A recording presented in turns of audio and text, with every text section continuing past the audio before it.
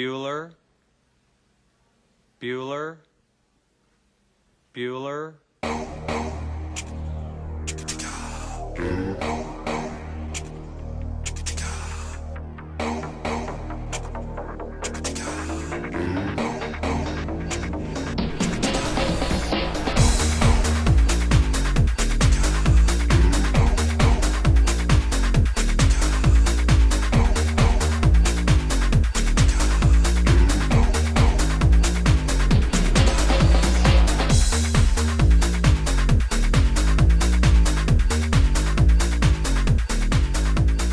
Well, welcome to the final episode of the Wreck the 80s theme. I'm here in a new location at my friend Ryan's house in a booth that we're in. Yeah, for those of you... This is my entire house. This is the whole house right here. Yeah, it's a small one bedroom. He sleeps up on the back over here. Sure. And for those of you listening and not watching, just imagine us in a booth. Three very good-looking, very muscular men in a booth. Yeah. Sure. I'll take that. I'll take muscular. So today, we're reviewing a movie that won our poll last month, Ferris Bueller's Day Off, which is going to be fun. And Cam, did you watch it before now, or you just seen it a bunch, right? I've seen it a bunch, yeah, and I showed it to my students And then Ryan, you've seen year. it a bunch too. Yeah, I've probably seen it at least a dozen times. So I was the only one who had to rewatch it because I've only seen it once before this. Okay. Shame on me. Yeah. But let's introduce some guests here today. This is your first real... episode of the show. You're going to be on the whole thing. Yeah. This is Ryan Buds. Oh, but I do have to go. Oh, but yeah, but guys, this is my house, I gotta but go. I got stuff to do. But so he has a never-ending struggle with the word blinkerskythe.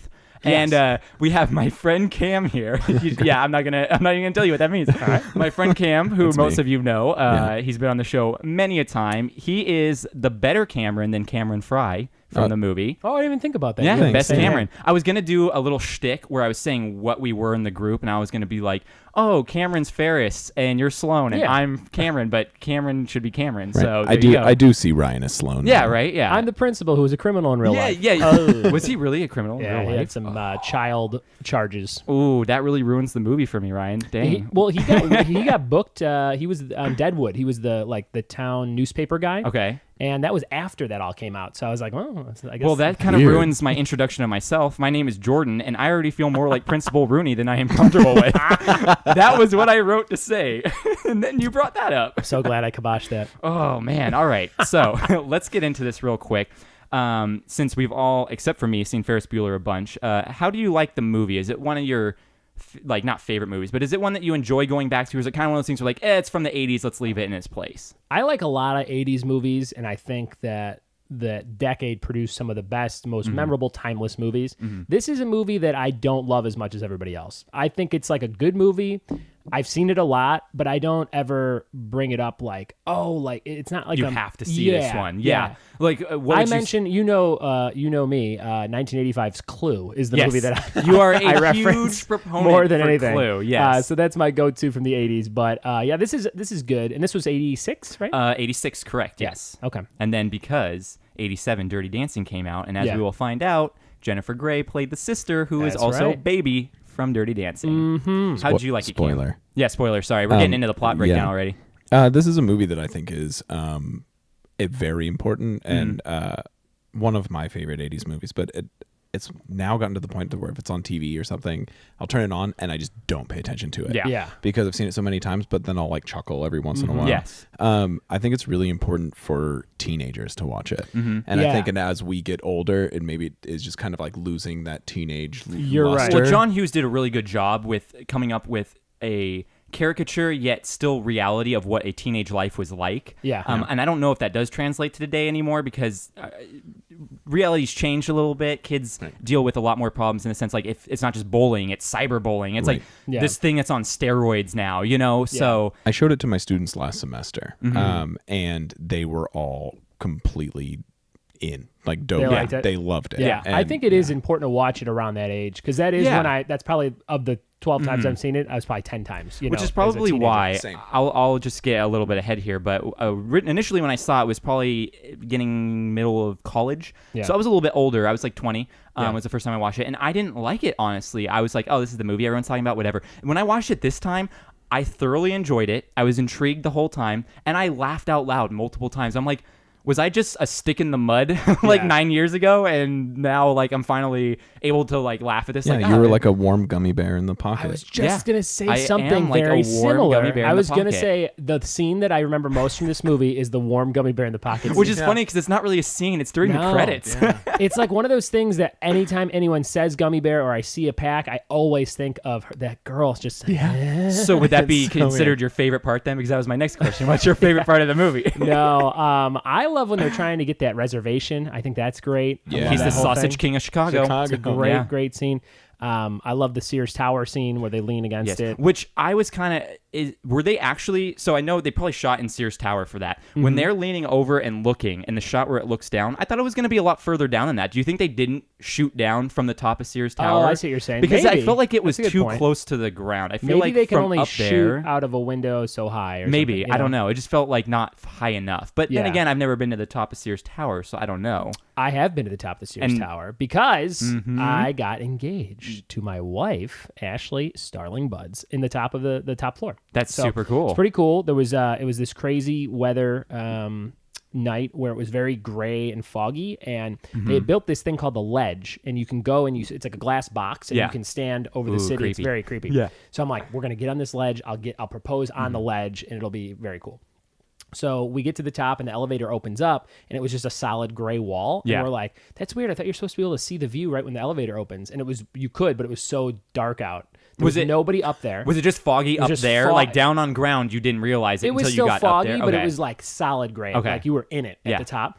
And there was there was like an Asian guy and his daughter taking pictures, and then they left, and then literally the whole top floor, which is usually swarming with people, Yeah. it was just us. That worked So I'm perfect like, for you. I was like, this is kind of cool. So we still did it, and it was less scary because you couldn't see through the glass as Yeah. much. Right. So you getting down on one knee didn't Yes. seem as scary. Exactly. But That's we great. we went back with Annabelle, our Yeah. daughter, about 2 summers ago, and retook the pictures and stuff Yeah. on a clear day with a million people there, and it was cool. Cool. It was cool to like do that. But they have on the top floor tons of memorabilia from. They're like, this is where they leaned, and they have like a plaque, I think. Oh, that's cool. And then so you can reenact. Because I'm it. sure they've It's shot super- a lot it's- of movies up there, right? Yeah, but Right. that spot on the window is all greased up from everybody Everyone's who's like doing putting it. on. Yeah. And then they have the Sausage King of Chicago T-shirts. Oh, that's like, great. they have tons of stuff up there. That's great. I guess there was a real sausage king of Chicago. Oh yeah, I think that's accurate. So like the grease stain on the window is like the Blarney Stone of Yes. Chicago. You got to kiss it. Good, Yeah. good callback to a different movie. So, what was your favorite part, Cam? Or is your favorite part? Wait, one more quick thing. As soon as we got engaged, we went to a bar called the Blarney Stone to celebrate with our friends on that night. Get Isn't out that of weird? his head, That is Cam. really Get out of his Really head. weird. It's in Oak really weird. Forest, Illinois. Yep. That's crazy. I don't have like a favorite scene from this movie, but Cameron's character arc is something that I Cameron's really great. like. Yeah. And I think it's just because he is so tormented, and then at the end he just finally gets peace Yeah. through He has- tragedy, he has which is that- like really unique for a youth to for you to experience that. Like Yeah. that doesn't happen in cinema. And the fact that that happened, it shows like a lot of true things that people go through. Yeah. Yeah. Well, we'll get into that at the end here on some hot takes I have about that. I mean, you can discuss that a little Yeah. bit further. But anyway, let's get into a plot breakdown real quick, and you guys can interject at any point you want to kind of make your own observations. Okay, of here's what was my going on interjection. You can't do it all in one day. in one day. What do you mean? Oh, everything? Oh, That's yeah. Ferris Bueller's day. That's another on. thing. Can't do That's it. another hot take I brought up at the end here. Say another. some Were you going to problems say I have. another hot topic? and then Another change hot your mind? topic. I own 5 hot topics. That's why I have a Goonies shirt on, because The I just original wear title of other this shirts. movie was Ferris Bueller's Fun Month. I don't know if you guys knew. Was it really? No. It was his fun They were month. like, it's going to be the whole month. He's going to take every day off of school. Word. So a quick synopsis of this would be: Ferris plays hooky. Principal tries to catch him and fails. Hilarity ensues. All right. Thanks, ladies and gentlemen. But if you want the longer breakdown, we start where Ferris fakes being sick to stay at home, and we meet his family. Hey, look, it's Baby from Dirty Dancing as his sister. We have a lot of fourth wall breaks all over the place, and I made a list of things that Ferris talks to. Because of the fourth wall breaks, he talks to his blinds, talks to his window, talks to an empty room, talks to an empty hallway, talks to his shower wall, an empty parking lot, an empty host stand, empty bathroom with sleeping attendant, which is my favorite, and then a cab driver who was not paying attention to him. Oh, So that's the best. if you actually think about what he's looking at when he's talking to the screen, I'm like, this is really awkward. Like, what is going on?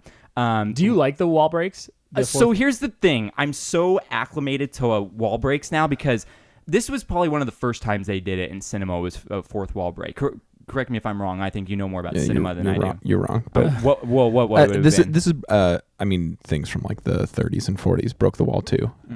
Probably the Great Train Robbery. It was the first movie to break the fourth wall, and it's like considered like the second movie ever. What did they do to do it? In that one, there's like all these cowboys and bandits and stuff, and then at the end, the guy turns and he like points his gun at the camera and like shoots you. Okay, gotcha. Which is kind of cool. But like this is him talking to the audience, like acknowledging the fact that like you're there, and I'm going to bounce ideas off of you. Right. I'm not going to say I don't like it, but I'm also not a huge fan of it. Do you like it in Deadpool and things? I like it in Deadpool because of the way they use it. So here's my problem. I feel like it's disingenuous in Ferris Bueller, which should be the opposite. I should feel like it's disingenuous in Deadpool and is more genuine in Ferris Bueller. But I have that switched because I was more of a fan of Deadpool growing up and stuff, and I read the comics, and he always broke the fourth wall in the comics, and I like that. So being older and going back and watching Ferris Bueller, I'm like, hey, they ripped off my stuff when it was the other way around. Sure. So I have a really weird perspective on it. Gotcha. I like the fact that, hey, it brings funny little chuckles for me to think what he's talking to. So I'm fine with it, you know. I like the fourth wall breaks in this more than I do in like 60s and 70s like crime dramas, like detective movies, like where they step to the front and they're like, hey, what do you think about this guy? Like, it's like where it all stops and they're just like talking and the scene's dead behind them. Right. Yeah, that's kind of corny. That drives me crazy, but this I think is really successful, and I think that's the only reason why it's successful for Deadpool too, is because of something like this, to have a total smartass character look at you and say something and include you then become part of the story. Sure. Yeah, for sure. Yeah. And this is the only John Hughes film where he uses the fourth wall break, correct? Yeah. Okay. So I feel like there's one in Breakfast Club. No, really? Like Judd Nelson turned to the camera or something. He pulls a Jim from The Office, just looks at the camera and like smiles. I feel like that he really does. I feel like there's like a quick one or something. I feel like it would make sense. That was just more poor subtle. Acting. He looked at the camera. Maybe I'm just imagining it. But maybe. I wish we should look that up. Another John Hughes movie where there's a wall break. Yeah. I should have done more of my research. The whole movie Curly Sue, she just delivers the lines to the camera. I don't even know that one, actually. That was one of his lesser known ones. Okay, well, that's probably why I don't know it then. Yeah. So we move into the school. We have the famous Bueller line, which is Ben Stein, which he's a great guy. He was in Ghostbusters 2, which I reviewed last week, which is funny. We have Cameron introduced, and my first thought was, what the heck kind of house is this guy living in? It's like in the middle of nowhere, in trees, with like all this really weird like boxy stuff going on, and like stairs up to his bed. I'm like, this is strange. And we never see his parents. Everything's which is kind of weird. Of glass. Yeah, so weird. I would not feel comfortable in there. Both of the houses are in Illinois, and I think you can not visit them, but you could drive by them. I think Ferris's house? Ferris's and Cameron's, I think. I'm pretty sure Ferris's house is in Long Beach, actually. Is it? They filmed inside of a house in Illinois, but I'm pretty sure the exterior was... I remember reading something about Long Beach. Yeah. For one of the houses. Was there a fly? There's one fly. Yeah. Oh, Jeff Goldblum's here. Oh, no. He already turned. All right. So, yes, we see Cameron. He lives in a weird house. We find out that people love Ferris, and this will follow him through the rest of the movie. Ferris is a very pushy person, we find out, and gets Cameron to leave the house when he's feeling not well and kind of go out and have fun with him. We meet Principal Rooney and Grace, and this part is actually the first part where I laughed out loud so hard, where Grace is pulling the pencil out of her hair, and she pulls another one, and then she pulls a third, and she's like, where are these coming from? And I died when that happened. So I was cracking up. Actress Edie McClure, I think is her name. Yeah, last time I was at Taste Chicago, she was there picking up a pizza. No way. That's cool. Cam and I were at Taste Chicago yesterday, dropping off some trivia stuff. But last time I was in there, she was in there, and she didn't barely said a word to anybody. She's very small. Like, she was always kind of a bigger lady in movies, but she was like super tiny when I saw her. Because she still must live around Burbank. And when they went to go sign her receipt for the thing, she pulled a pencil out of her hair. And she pulled 4 pencils. She had tons of pencils in her hair. It was great. Really going method on that one. So Cameron comes over to Ferris's house, and so how do you feel about this, Ryan? He's wearing a Howe jersey, which is Detroit, not Chicago Blackhawks. Did that ever rub you wrong way? Or you're not into sports enough to I wouldn't care. know if he was wouldn't wearing, know. You're like, I don't know. know. If he was wearing a spacesuit. What was he wearing? Well, I thought this... I get what you're saying. Yeah. Why would they do that? Because Chicago's known for like being like, you don't like our team, get out of here. Like, Does he mention being a Detroit fan? Well, I'll tell you why this is. So John Hughes is from Detroit, and he's a huge Detroit, what are they, Red Wings? Red Wings fan. So this was a way for him to kind of put in a hockey player he loved and also establish that Cameron is an outsider. Yeah. Because he lives in Chicago, but he's like even an outsider to the area he lives in, which I thought was pretty cool. Yeah.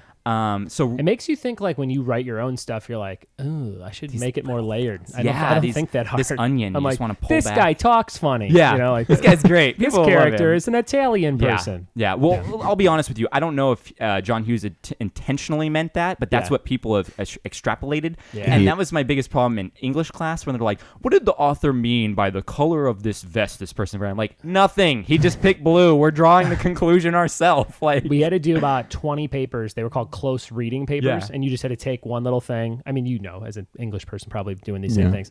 But that's when I met my wife in college. We met in an English class with a teacher. That's all we did, like 20 times for the whole semester. Yeah. And she would always pull all the like she'd be like, "There's a phallic reference. This is a penis. This is an inward reference. That means vagina. I'm done." And she would get an A every time. Yeah. And then I'd try it, and it would be like, it didn't work. No. And is that when you fell in love? And that's when I fell in love. I knew it.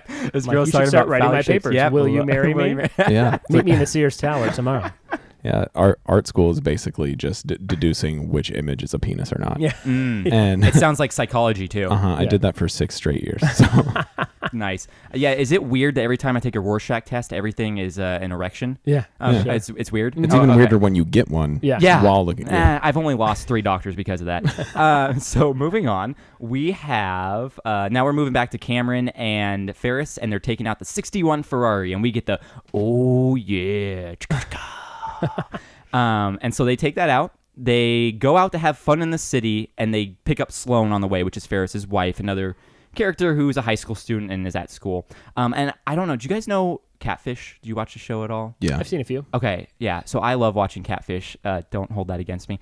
And I watch it with my sister too. Perfect. So Neve's wife, Laura, the girl who plays Sloane looks just like Neve's wife. Like the whole time I could not get it out of my head. It was like a younger version of her. Anyway, that probably doesn't help anyone who's watching this right now because they're probably like, yeah, it's this guy watching Catfish over here. The other guy on Catfish with the silver hair is Max. He's like disturbing looking to me. I'm like, he's like my age, but he has silver hair. He directed that movie. What was the one about EDM music? Like you was are Zac my Efron? friend or something like that. We are friends or you we are. are. Yeah, I think it was we called are friends or something. It was a big bomb for Zac Efron. Huge big bomb, and I think he directed it. He's also a terrible like cameraman. Yeah. Like all of his shots, like he's like all over, and that's supposed to be his Kills thing. me. Is he's like Yeah, the camera he's guy? bad And I'm at like, it. you're just a personality, but whatever. He's leaving the show, I guess. I don't know what he's going to do. Hopefully, put some highlights in his hair. Just dye that thing. Young it up, bro. Come on, you're only like 32. What's wrong? I think his wife doesn't even speak English. I think she's like French, and she speaks very little English or something like that. she just knows how to say the color gray. Yeah, And he's like, she likes awesome. that. She loves that. She has a George Clooney thing going on. Rooney then goes to Ferris's house to prove that he's not there. We get more hilarity because that's pretty much Rooney's mission in this movie is I need to prove that Ferris missed school so people believe me. I don't know why this is such a big thing to him. But as a person that suffers from obsessive compulsive disorder, this scene where he steps in the mud and he pulls his foot out and it's all muddy made me cringe. Like I literally got more scared than watching a horror movie by watching that scene. Like I had to go like get up and get a glass of water during that. I also don't like stuff like that sometimes. The stupid like mud everywhere. Like yeah, I could see what you're how do you like Home that. Alone though? Because Love that's it. pretty much all that is. Iron on the forehead? Why Amazing. not? Yeah. If there's pain, that's what makes it funny. If it's just dirty, it's not good. When I was a kid, I remember one of my earliest memories was being all dressed up for like church or something in like overalls and being in a muddy playground, and my brother like pushed me off and I was dragging through the mud on a merry-go-round. Yeah. So it was all over my and like inside a turtleneck and Ooh. like down and it's still like I have problems like when you just said muddy. I was like, ooh, I don't like. Yeah, like, I'm, kinda like you I'm said. pretty much like Monk. Like when I get my hands dirty, I just hold them out like this until I Yeah. can wash them because I hate dirt and grime and stuff. It bugs me so much. You know what one of my biggest fears is? It's a concept I've came up with called syrup tux, and it would be like if I was in a tuxedo and someone just squeezed an entire bottle of syrup down the back of like outside, like in the summer, and it just went down and it just seeped everywhere. Oh, that that's is my so- number You one. said that, and number I one fear. and I smelled syrup. Oh. Like, I think I have that fear now too. Syrup That is no. Great. terrible. We're passing this fear along to all of our listeners. Hashtag syrup tux. Syrup Tux. I Syrup love it. Tux. You're going to make a horror film called Yeah, Syrup Syrup Tux. Tux. That'll be my get out. Oh, yes. I love it. I'll go watch it. I'll Is see that it. appropriate? I'll see it 3 times. I think that's appropriate.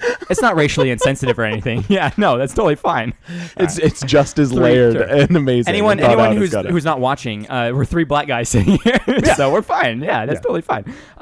No, so that made me cringe. But then it got a little bit more lighthearted because they played the Star Wars theme while the car's driving, and I was like, okay, they brought it back. All right, I feel better. I feel more comfortable now. And so we see a lot of stuff going on where they, like you said, they go to the nice fancy restaurant and try to get in. They're going around town, and then we have a moment of art, which I thought was so random. Yeah. Like, it just was thrown in there. Like, it was out of nowhere. I'm like, ooh. And it's kind of deep. Yeah, it was very deep because it was the moment that Cameron has his realization. And I'm like, what is going on? It shows that anybody can connect to art. It's a thing. Yeah. I preach this. This is awful. That's why you love this movie so much. That's why I love it. That's it. I did this whole hippy dippy thing with my students. I met them on Friday. They came in and I was just like, all right, guys, we're going to sit on the floor. It's like this class, we're going to open each other's hearts and we're going to share. And like all these teenage boys are looking at me like, you're a fucking idiot. What is going on right now? That's so awesome. Have you ever been to the Art Institute in Chicago where they filmed that scenes? No. You can like go through and see all the stuff that they saw. In like a little tour. I guess the permanent the one piece that Cameron's looking at is a permanent fixture now in there because of this movie. Yeah. Like they usually switch things out as art. I mean, I don't know. I don't go to a lot of art institutes. I mean, I've been to like the Getty once, and I think I got done in like 45 minutes. Yeah. So I know. Sorry, Cameron. I am not highbrow enough to be your friend. No, you are. Cameron, one time I looked at one magic eye. Yeah, that's it. That's good. Did you see it? No. I refused. So anyway, I'm gonna take you to a museum, Jordan. Okay. And I'm gonna give you a walking tour, like those like nerds that wear the headphones with like the thing. Perfect. But it's just connected to you. It's just gonna be connected to me, and it's just gonna be profanity laden, and I'm gonna tell you about how like messed up all those artists were, and that's what makes it exciting. Can we use a stethoscope? Yeah. Okay. Yeah. Why not? So we move into the what probably is the most famous scene in the movie is the parade scene. Yes. It was the one scene where my wife actually went, "Oh, I like this one," because she's not a huge fan of this movie. She loves Grease. It's very she does love Grease. Very yeah. Grease-like she likes the cheesy 80s films, not the actual ones that are well made. Take the copy of Xanadu over your shoulder. Yeah, exactly. She'll be like, "Oh, I love love Xanadu." So we do the parade scene, which I have a huge problem with. Yeah. Not because Ferris gets up there and does his thing. Like, whatever. Ferris has shown that he's very persuasive and charismatic to this point. I don't have a problem with him doing that. What I have a problem with is that there is a giant parade in the middle of the day on a weekday in downtown Chicago. Yeah. What is this that's going on? And it's like all like German Prussian people. Like, yeah. That just rubbed me the wrong way. So you know what? Come at me, John Hughes. Yeah, but it was the Cubs still suck parade. Like it was. Yeah. They had to celebrate something. So weird. And around this part, Jeannie, his sister, goes back to the house. Yeah. And someone sends a telegram to Ferris to feel better. But it's like a nurse in like a slutty outfit. And she's reading the telegram, and they close the door before she says the F word. But like, she's there to like have sex with him. Did someone get him a prostitute? Yeah. He's like very well liked. Yeah, people love this like guy. A prostitute. And brand. who at a high school can call a prostitute and like actually get that? Like, do they not do background checks? I don't know. That part, I was just like, okay. If only you went to Hart High School, Jordan. I know. I went to a private Christian school. I don't even know what a prostitute is. I didn't know what a condom was till I was 28 years old. Just kidding. Just kidding. Still don't. Still don't. What Jordan, is that? I thought you were 23 years old. I'm 29. Joke's on you. Oh boy. And all the bouncers. So Cameron has his freak out because the car gets wrecked. So now he's kind of gone catatonic. So Sloane and Ferris are trying to help him get out of the freak out. And the way they do this is first they just like lay out on the side of the road, and then they're like, this isn't working. So the best thing we can do is go sit him in a chair next to a pool on a diving board while we chill in the hot tub. Okay, that's great. And then at this point, Cameron comes to and he fakes killing himself because that's always funny. And that's that. He's snapped out of it, and they go back to Cameron's house. During this time, we go to the police station, and we see Charlie Sheen, everyone's favorite, the American Beauty, Charlie Sheen. He was big right then. Yeah, and so what's funny about this... This is pre-Hot Shots and Hot Shots Part 2. Well, what's funny about this is he looks like drugged out, and the reason he looks drugged out is because he stayed up for 48 hours before filming this scene so that he looked like a nut. Totally just strung out on something, which is always great. Was he also probably strung out on something? Yeah, probably at the same time. Oh yeah, it helps. But this part is my favorite line in the whole movie, where Jeannie tells him, "Why don't you put your thumb up your butt?" I I died. I'm so immature. I love it. But yeah, so Charlie Sheen is some wise guru, which was probably the most unbelievable part of this movie. And that's that. They start making out, and then they leave, and we don't see Charlie Sheen again, which he was supposed to help Jeannie kind of make her amends. This is all about people making amends with whatever problems they have going into it. So we go back to Cameron's house. Cameron's kind of going off on the car because he's like, my dad doesn't like me. He likes his car more than me. I have such a problem with this. And then he accidentally makes the car go like off the garage and pretty much get destroyed because of the mileage. Yes, you mentioned the weird mileage trick that which never works. Like it's not real. That's not a thing. Who thought like and that's they never set a it thing? Up to they have miles. it running backwards, and then like he kicks it and it falls off the stand and it flies out the back. So he then decides, no, I'm going to take a stand. I'm going to talk to my dad tonight and like bring all this up. Cool. So we have resolution for him. Now we have the famous backyard scene after Ferris drops Sloane off, where Ferris has to run throughout the backyards to get to his house before his sister does, and tips off his mom that he's been gone all day. And they did this in Spider-Man, the newest one, Homecoming. They kind of played off this scene as well. So Stewie did it like scene for scene on that's Family right. Guy. That's right. So all you 13-year-olds out there that don't have ever seen this movie or know what it is, Spider-Man Homecoming had it. So you'll like it. And what I noticed this, and when I started reading some like articles and stuff, they mentioned this a bunch of times too. But I was like, when he stops for the sunbathers are facing the wrong way. Like of the sun. The sun, yeah. I'm like, so they're not sunbathing; they're just chilling in their bathing suits out in the backyard with no pool. Like, it was just really random to me. I was like, okay. And then he turns around like he's gonna blast him. Yeah, he kind of sits. Doesn't he sit back down? And he's like, oh. Yeah. You know, he goes back and he like shakes their hands like, hey, I'm Ferris. Hey, I'm Ferris, and they're like cool with it, you know, because everyone loves Ferris. And I think maybe that might be one of my problems with the movie too. It's like I think too many people like him. It's like he becomes almost like not the hero, but then you kind of like fuck this. Because people love an underdog, and he's not really an underdog. But we'll get to that too. I have a lot of problems I have with this movie, and that's one of the ones I'll bring up about that. So we'll get to the end here real quick. Rooney is still at the house. He gets there before Ferris does and keeps him from getting in. So you think, oh no, Ferris is going to get caught out. But Jeannie actually helps him out and says, hey, we're going to call the cops or something. Like, he left his wallet there. A bunch of other stuff happened. Anyway, all you need to know is Jeannie covers for Ferris. So she's cool with Ferris Doesn't she, like, karate kick Rooney in the face? Yeah, like, she, like, kicks times? him in the nuts or something like that. Oh, no, that was earlier. She, like, kicked him in the face when they were in the house together. Yeah. And then we have the Rooney scene, the post-credit scene you were saying, where he gets on the bus and the warm gummy bears. And then at the very last second of that scene, he does a fourth wall break as well because he looks at the camera like, oh, my life sucks. Yeah. So he does one of those. One of us could probably get that actress on our podcast. If she's the one who has the gummy bear? Yeah. Oh, dude. Wouldn't that be interesting? That's my next goal in life. I'm totally going to try it. Now, here's the thing that it's most famous for, or maybe not most famous for, but it has a post-credit teaser scene at the end, which not sure if it's one of the first ones ever, but definitely was not something that's as normal as it is now. And it's where you get to the end of the credits and you see that Ferris is there. He's like, what are you still doing here? Like, get out of here. Go on, go home. Like, talking to the crowd.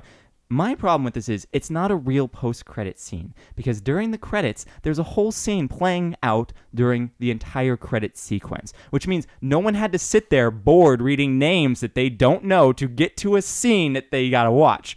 So I don't think so. This is more just like a, hey, we're guiding you to this last scene. That's kind of funny, you know? I don't know. If you go 2 minutes, it's black. After that scene, there's another scene. Nick Fury comes in. Yes. He goes, I'm assembling a team. And it's when Matthew Broderick was searching for Godzilla. Yep. And okay, there we go. I like it. I like that tie-in. Well, that's the movie. Now let's talk about some problems I have with it. Maybe you guys can jump in here. So here, this is what I call my old man rant. So as much as this movie is about resolution, there's no resolution because we never see Cameron actually deal with his dad. Right. He's known for backing down when things get too tough. How do we know that when his dad got home, he didn't just not have the talk and everything? Like, you know, so I'm like, I want to see this. I want to see him have his talk. Ferris is going to dump Sloane. Sloane says, oh, I'm going to marry that guy. He explicitly said, oh, she has another year of high school. I'm going to college. This isn't going to work out kind of thing to the camera. So I'm like, okay, douchey move right there. And he's already getting started with those sunbathers. Yeah, right? Exactly. He's like, I got to get a jump on this. And we don't see if Jeannie actually grows. Like, she helped Ferris out that one time, but it could have been more she was just mad that Rooney freaked her out and got her in trouble for calling the cops and everything. Mm-hmm. And I put in here in parentheses, maybe Dirty Dancing sequel, like something with her, like maybe Ferris was there, I don't know. And then did Ferris really learn anything? He got away with it all again. He got the world handed to him on a silver platter. I don't know if this guy actually learned anything. So that's my old man rant. I think that Ferris is a narcissistic, selfish person who only cares about himself. I don't think he actually cared about Cameron. I think he's leading Sloane on the whole time. I think he lies to everyone to get what he wants. And I think he really only cares about having fun and doesn't really care who he hurts along the way. He is the embodiment of scumbag Steve meme. Do you have a problem with that, guys? I don't know what that means. But I know what that means. Sorry, I went too young there. I don't know. Okay. I would compare him to the Wolf of Wall Street, Leonardo DiCaprio, like who did same kind of thing. Guy just, I mean, he's obviously a little worse, but just kind of gets away with everything until you can't anymore. Yeah, you know what I mean? Yeah, I don't know. I just had all those problems with it, and also one thing that didn't make sense to me. So Rooney has a huge problem with Ferris being gone for 9 days, right? Yeah. He's like, oh, he can't graduate if he misses another day. But Cameron is sick all the time, which means that he's missed probably more than 9 days. Why isn't he all mad at Cameron for missing days? Because those are, as a person that works in an institution like this, those are excused absences, and you can't do anything about that. Okay, so like he actually was sick. Right, he's got like a doctor's note or his parents call in rather than ditching. So what do you think, Cameron? I feel like I struck a nerve with you saying that Ferris Bueller is a narcissistic douchebag. No, he totally is, but all the stuff that we don't get to see is not encompassed in the terms day off. To me, those are things that happen once your day becomes I'll real give you again. that. They wanted to show you the fun part, the day off part, not the have to deal with real life part. Right. And through their day off, we get an inkling that their lives aren't as great as everything they're doing. Okay. So that's why they do that. True. Yeah, true. But Ferris doesn't grow at all. He's the same the entire way through. I would argue that Cameron is actually our protagonist in the film. Oh, I view Cameron as a protagonist as well. I think that it's his story, even though Ferris is the titular character. I love the word titular. Yeah. It's definitely Cameron's story in here. So now I want to move into a area here called about possible sequels. So I thought about this. They didn't make a sequel to this movie, although they talked about it for a little while. And I was thinking, what would they do if they made a sequel to this? And I started thinking, well, I wonder if Cameron decided to finally stand up to his dad, but then his dad died in a car crash on the way home, how he would handle that. If he would spiral even more into depression. Or the car murdered the dad. He was just standing down there coming in. Yeah. Right? They don't know yet. And then Cameron becomes obsessed with renovating the 61 Ferrari because he feels it's his only connection to his father. You know? And then Ferris breaks up with Sloane, and the Bueller family witnesses a mob murder and has to go into witness protection, so he becomes Van Wilder and just stays at college for 7 years. And then Jeannie goes to live with a new family in New York and goes to a summer camp where she finds her love of dance. Yeah, right? But yeah, that's all I had.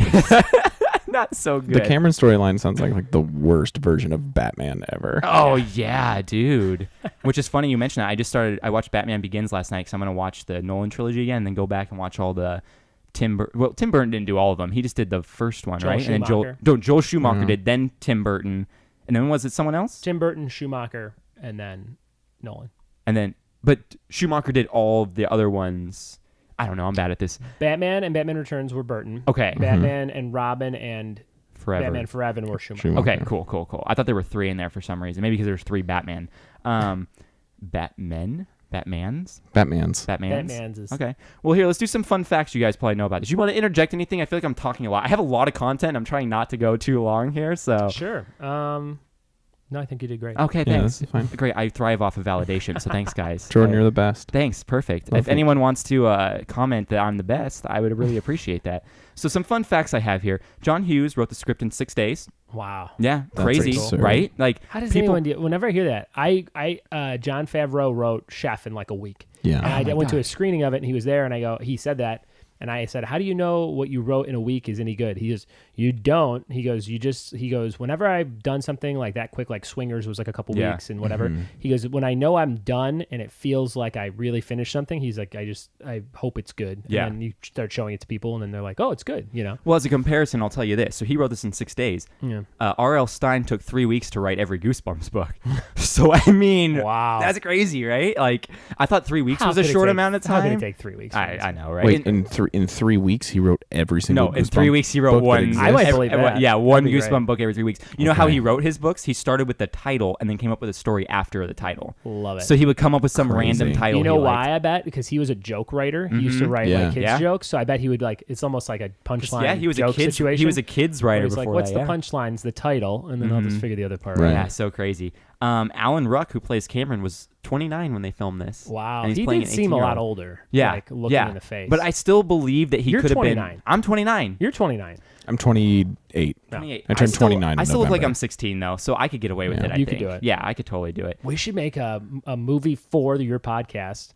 The Wreck Your Podcast Wreck for My official movie. Wreck My Movie, and it's called Jordan Zeilinger's Day Off. I would love that. I already do just that. said I'm going to do a day in the life of Jordan Zeilinger from junior high where I eat everything I ate in junior high for that day, and I'm going to That's a lot die. of Dunkaroos. I'm going to die. No, I have to eat a half of a chocolate chip muffin for breakfast, a whole bag of pretzel sticks, then I eat a Celeste frozen pizza with Fritos and Dr. Pepper. I hate those pizzas. Yeah, right? They're Me disgusting. too. And then I don't even know what I ate for dinner, probably Jack in the Box or something. Like, Wow. oh, I'm going to die We on talked about day. this in the car on the way Yeah. over here, and then I told him my high school lunch every day was 2 Monster energy drinks and a Slim Jim. Yeah.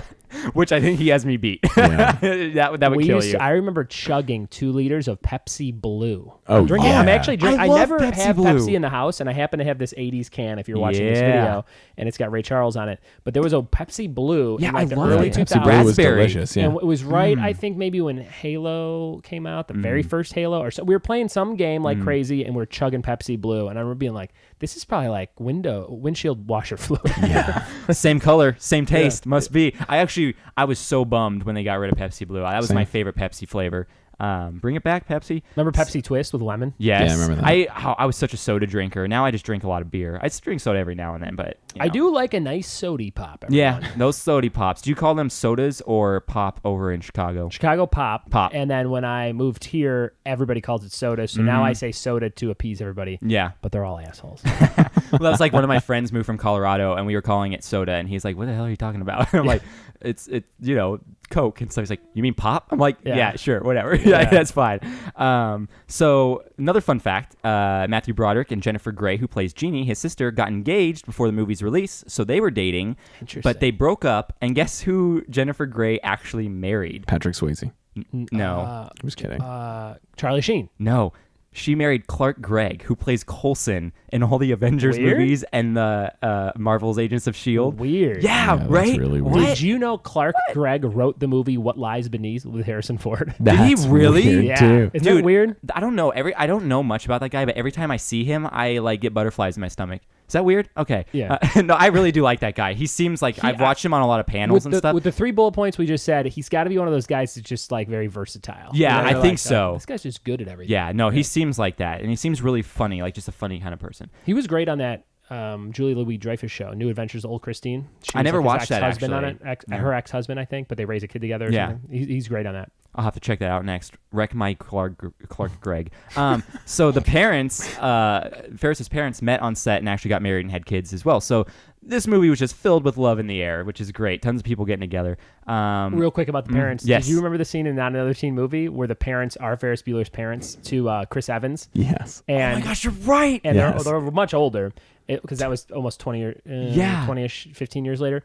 And he, the dad goes like, "Oh, hold on, I got something for you." And he brings the mom in and sits her on the bed, and he's like, "You two, see what happens." And then he leaves the room, and like the mom's just sitting there, like he's supposed to have sex with the mom. Yeah. Like he gives him like a sex talk or something, and then he's like, "I got the perfect girl for you." And Yeah. he brings the mom in. You're Yeah. like, what It's is this? so scene? weird. Not Another Teen Movie. It was so strange. It was when you're in high school, it's hilarious. Oh, but yeah. as you get older, you're kind of like, oof, what is going on in some of these scenes? Oh yeah. I love the he has the The toilet explodes and sprays diarrhea into the teacher's mouth. that That is too. a thing. I laughed That for too. days But I was saying the when I banana first saw split it. part. What's his face? Chris Evans. He Yeah. has like the whipped cream, and then he Yeah. turns around. He's got like the banana in his butt. I'm like, Yeah. oh my god, this is ridiculous. That movie. All right. It's funny to think that he's Captain America. I know. It's Yeah. weird when you see people that did things like this beforehand, and now they're super famous. Yeah. He keeps So a banana in weird. his butt when he plays Captain Oh yeah, America. that's you how can he's see so it in like the costume, yeah. just like this all the time. So apparently Ferris Bueller has 2 younger siblings that never appear in the movie. They were originally in the script, but they got cut out. But if you actually look, on a picture behind Ferris's dad in his office, there's a family portrait and there's 2 little kids in it. So he does have 2 younger siblings. The license plate are all nods to other John Hughes films. The Ferrari license plate says Nervous just because it's Cameron, but then everything else is like, I don't know, VCN or whatever for vacation and stuff like that. Like all the plates have some reference to Breakfast Club or whatever. That's cool. Ferris changes 9 times before leaving the house, which I didn't notice until I read like this fun fact. I'm like, you're right, he changes a lot before he ends up leaving the house. What's that about? And then my favorite thing I found out in my research, which I'm going to show you guys right now, which is crazy.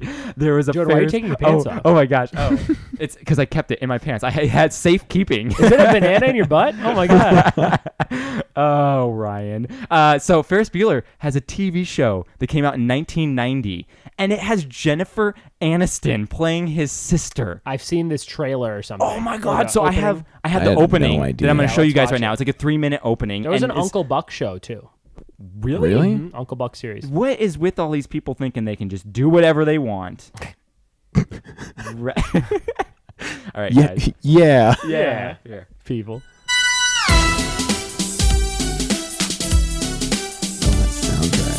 Isn't who plays Ferris somebody famous too? I don't think so. I don't recognize his name.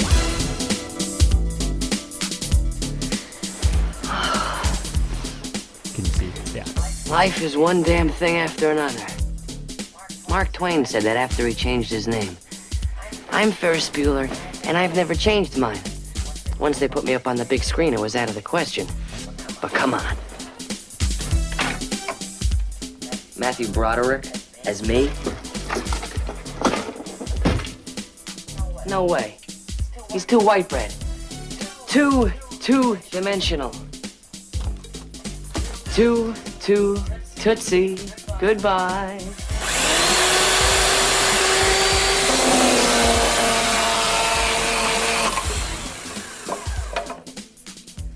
This is television. This is real. Dad, do you have to make a racket while I'm curling my lashes? That's my sister Jeannie, overreacting. Thinks I get away with murder. Who's kidding who? She has a car and a nose job. Hurry up, slugger, your breakfast is getting cold. Is that Eugene Dad. Levy? I don't The know. world I would be didn't. a It might better be. place if everybody started the day with a tummy full of I oatmeal. only watched this weekend. Ferris, it's 10 after. Mom loves me like a rock, but worries that I don't get enough sleep. I'm 16 years old and my life consists of 2 states of consciousness, un and sub. Don't get me wrong, high school is important. It's the only way to keep track of friends, especially my best buddy Cameron, who is the hypochondria. Well, even the computer can't get the bugs out. But then there's Sloan. Ocean Park High's newest transfer. We're about to fall in love. Now all we have to do is meet. Ferris, it's 11 after. Gotta go. Hey, make yourself comfortable. Mi casa es su casa. And when you leave, turn out the lights. Mom gets torqued about utility bills. And please, don't touch that stereo. On second, though, why don't you come along for the ride? A little education never hurt anybody. So that's Whoa. the beginning of Ferris Bueller. Look at that green screen. I know, right? This is really bad graphics. So Whoa. yeah, I don't know if that's someone famous or not. Charlie Schlatter? Schlattler. That's a terrible name. Yeah. Richard Ryle. They all have weird names. Sam Freed. That song is amazing too. Like, this probably wasn't terrible For the at 90s? The time. Was this the 90s? 1990 is when it came out. Oh, so like 4 years later? If Yeah. this was like 87 or something, I could see. Yeah, Aaron so Douglas.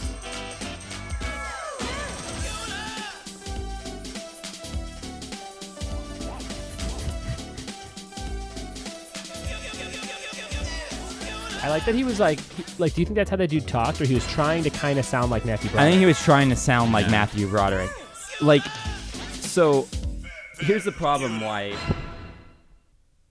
Did that like last at all? No, it lasted 5 episodes. Interesting. And here's the reason why. It's because it was equal parts prequel and sequel. Because like he references the movie, but this is him like 2 years ahead of time, not having met Sloane and stuff. Like it was just a complete jumbled mess, and people were like, I don't even know what the heck is going on. I kind of like the idea of going like, oh, let's say that there was a movie made about him and Matthew Broderick. Yeah. Like that's kind of a fun No, it's thing. funny, but they just executed it was poorly. weird, yeah. Yeah.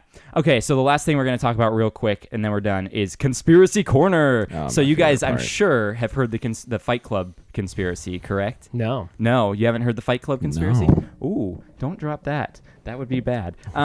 So one theory suggests that Ferris and Sloane do not actually exist. The whole story is a mental break of Cameron's. Ferris is his Tyler Durden, and Sloane is the embodiment of his perfect woman. Nothing actually happened, and everything was a fever dream of a guy who's too tightly wound.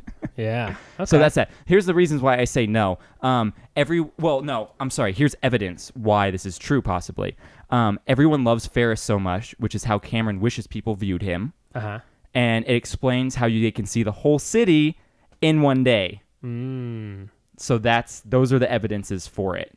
There's a second conspiracy. That's the most popular conspiracy. Like if you type Ferris Bueller conspiracy, that's the number one. I had to dig a little bit deeper for some of these other, like get into the Reddit rabbit hole a little bit here. There's one that Ferris had an affair with Mrs. Fry. Who's Mrs. Fry? It's Cameron's mom. Oh. So it's reasons that's why. like the movie School Ties, or not School Ties. The Graduate. Class. There's a movie called Class with Rob Lowe and Graduate. Andrew McCarthy where he sleeps with Rob Lowe's mom. Oh, okay. And they're like boarding school. I know friends. what I'm watching tonight. It's a good movie. So the reasons for this, evidence of it, is Cameron's parents hate each other. Cameron's father hates Ferris. For what reason, we don't know yet. Ferris isn't worried about Cameron's mom seeing them at the parade. The first thing Ferris asks Cameron on the phone is your mother home? Ferris is obsessed with having a wife. And the only possibility could be that Cameron and Mr. Fry hate each other because Mr. Fry hates Ferris, and Mr. Fry blames Cameron for bringing Ferris into their lives that created the affair that happened. I kind of like that. It's a little bit more. Yeah, it's a little bit more. It's a little loose, but I mean, I like it that it's different. It's not the one that everyone subscribes to. And then the final one, which isn't really a conspiracy, it's more just kind of like they never talk about it in the movie, is that Ferris and Jeannie are twins. So if you think about this logically, so if Jeannie was older, or if she was younger, I'm sorry, just typically the oldest kid gets the car, right? Like, and then the other kids kind of get gypped out of it, or they get the hand-me-downs or whatever. So Jeannie has the car, which means she probably can't be the younger one, because why would they give the younger one the car? Also, she can't be older because they go to the same school, and Ferris is a senior. And she says she has good grades, so she's not like a bad student, so she wasn't held back. So if she's not younger and she's not older, they got to be twins then, which brings up an interesting thing because it's like never discussed who, like they never say who's older or younger. Well, don't they say in there, like, isn't there a line like she got the car, I got the computer? Yeah, they do say that. Like, and that's almost like what you would do if you have twins and you're like, well, we can only afford one car and we can afford one computer. Like, what do? We give it to, that way. So I don't know. I thought that was kind of interesting. Again, there's no real facts behind it. But yeah, that's Conspiracy Corner. You can take our tinfoil hats off now, guys. Remove that tinfoil hat. Yeah, that's the movie. Is there any more fun facts you want to add? Being from Chicago, Ryan, you have anything interesting that you know that you always liked in this movie? You're like, hey, I like that spot. It's kind of like when I watch Nightcrawler. Yeah. It's creepy, but I'm like, hey, I know all these spots in LA. Locales. Pretty much just the stuff I said about the Sears Tower. That's probably my biggest addition to that kind of stuff. But I'm almost positive you can see Cameron's house somewhere in the suburbs, like Elgin, Illinois, or something like that. Okay. We'll have to look it up. So there's areas in Chicago area that's like very forested like that? Yes. And they're like some rich neighborhoods that wind through neighborhoods I've never really left outside of downtown proper when I've been there. The Home Alone house is one you can drive by. Oh, cool. That's like not far from where I grew up, actually. That's pretty cool. Yeah. That's nice. Yeah. So Cameron, you like the movie? Yeah, I like it. Yeah. Okay, cool. Just wanted to hear your low, deep voice again. Yeah, there. I really like that movie. The listeners are clamoring for it. Yeah. All right, I'm going to plug it up real quick here then before we go out. You can find us on Instagram and Twitter at RecMyPodcast. We are on all major podcasting apps and on YouTube, so go check the show notes for more info. Please leave us a rating or a review because that really does help us out. The Apple Podcast app especially would help us out. if you go to YouTube, you can watch our beautiful faces and see this awesome booth that we're in and all these VHSs. So go check out that YouTube video. Thanks, guys. Yeah, we also have a Patreon. Yeah, we do. Which I'm kind of sad because I haven't gotten any patrons yet, which I don't blame people at all for not doing it. But I'm going to put this out there. Anyone who becomes a patron, I will give you an electronic hug if you do it. So yeah, that's on the table. Nice. We have new episodes coming out every Wednesday. We have episodes every Monday called Stoked on This coming out, and that's cool. And before we leave, I would like to give Ryan the floor to plug his stuff because Ryan is the overlord of a company called Trivia with Buds, which is an awesome trivia company out here in Los Angeles. It's how me and you met actually, and how I met Cameron. Yeah. I'm making friends left and right because of your company. All the friends I have in California are from trivia nights. That's great. Yeah, anybody who's been to my house or I go to their house, it's from a trivia night. It's such a great way to like meet people too, and it's super cool that you do that. Plus all the orgies. Yeah, I mean, come on, that's the best. Part. That's the best part. Trivia orgies. I was gonna say you're also a big part of the reason why I started a podcast because awesome. I only listened to 2 podcasts. Was yours and was a wrestling podcast. So it was like once I was on your podcast, I was like, dang, I really want to do that. Which is a big crush. And your show's really cruising along. Yeah, it's going. It's come a long way. It seems like. Going. How long have you been doing it? A year? No, 4 months. Really? Maybe 5. Yeah. The whole thing? Whole I thought you've been doing it for about a year. No, April is when we started releasing episodes. That's awesome, dude. So go ahead and plug your stuff because I want people to know where to find you. Sure. You can go to my website, triviawithbuds, BUDDS.com, and you can see all different events I'm doing, special things. We just did a big sitcom trivia night last weekend, so I do a lot of special events in Southern California. I'm starting to do these live stream parties, so people can book me to do a party like on FaceTime on their TV. Oh, that's so I would cool. host it from my house to their house anywhere in the country or the world, really. So I'm starting to do those, and they're not very expensive, and you can customize a whole trivia night, and I would host it for you and your friends, your family. So if that seems like something you're into, go to the website triviawithbuds.com, and then podcast comes out every single day. Wherever podcasts are found, same thing, Trivia with Buds. We're about to record one with you guys. A little true-false It'll trivia. be fun. I'm going to beat you, Cameron. Yeah, it'll be fun. And the different topics every day and tons of fun to do. So I'm glad to know both you guys, and thanks for helping me build this company up. Yeah, of course. It's a great company. I like the daily stuff for sure. Yeah, I'm probably one of the more minor people where I do like the banter, as you could tell by my show, because that's all my show is pretty much. So I miss some of those episodes, but I love getting the daily dose of trivia. And you do have those episodes still. Like you just did one with your brother that came out. I love that one because I'm like, oh, it's a half hour I get to listen. That's good. I like that. I'm still sometimes. trying to do at least like one every 10 days. That's a little for longer. Sure. But I get people all the time that are like, hey, why are some of the episodes like all just talking with a little trivia? And then some people are like, hey, what happened to the talking? Mm-hmm. You know, like, so I get you both can't sides. please everyone. Yeah, of course. So yeah, that's that. Cameron, you want to plug your stuff too, or you want to say something? I'll say one thing. Whoever just says something you don't like, just tell them I'll fight them in the parking lot. All right. I like it. And then I'll film it, and it will be a bonus episode of Red Card Podcast. for Patreon. Yeah, for Patreons only. Perfect. Yeah, you can see my skinny noodly body trying to throw punches. And then what I typically plug is that I host for Ryan on Wednesday nights at Pocock Brewing Company in Santa Clarita. Ryan's my boss now. So It sent shivers down my spine. And then you can I don't know, what else am I doing? You got your art thing you like. You can go. That's on, always good stuff. At Cottonwood, like the tree _art is my art Instagram, and I post things there occasionally. Stuff. Yeah, and I make guitars now. So really, out of what? Out of wood. All right, and then I gloss it, paint it, whatever you want, and I'll do woodburn designs. I mean, they're a little more pricey, but they're really cool. You did one for Cole, who's been on the show before, and it looked amazing. I loved it. Cool. It was great. Yeah. So finally, thank you all for listening. Without you, we'd be just a sad group of friends sitting in a really cool booth talking to no one. So thank you guys. I appreciate you taking some time out today to talk about this, and we'll see you next Wednesday. All right, bye. I love you. Cheers.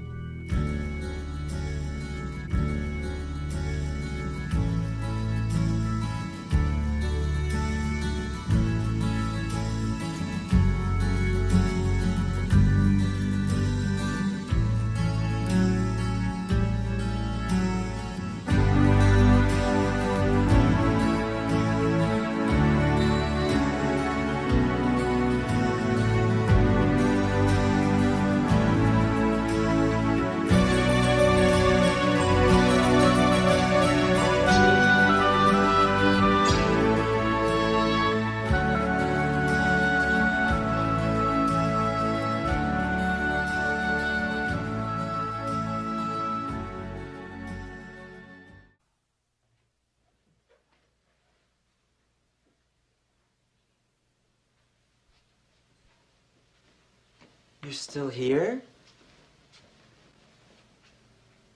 It's over. Go home.